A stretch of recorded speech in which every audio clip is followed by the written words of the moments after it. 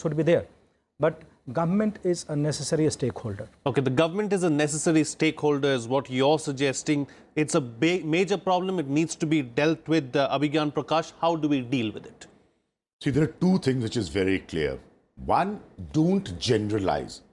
Wherever you have mechanism to identify that there are incidents of fake news, address that. Don't generalize. You can't come out with a situation where you say, okay, we will revisit the accreditation of journalists, even cancel them. Don't do that. Identify. You live in the age of social media. Identify where the problem is. And all bodies have to come together. I frankly don't know how much it's been done on this in the past. But as I said, you're living in the age of social media. These problems were bound to happen. So address it.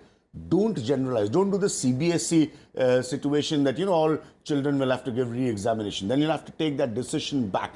Secondly, if you manage to identify, you will end up not questioning everyone else as a journalist. I'm on a very clear and a firm opinion always that as far as regulation is concerned, it has to be done within the media. It's done by those who are in the media. This is a serious problem. Media is facing enormous credibility crisis, unlike a lot of situations in the past. So you do that, because if you don't do that, then in some way or the other, you'll end up allowing governments to come and control it in some form or the other, and no political party is different in that. But that's happening any which ways, through advertising, through some mean or the other, the government or a big MNC is already made the point. Yeah. Agreed, because obviously television has grown at a phenomenal pace without understanding the bad economics behind it. I've made these points a lot of times in the past. So you are already living in that situation. What is little left of you, don't let go of that also. You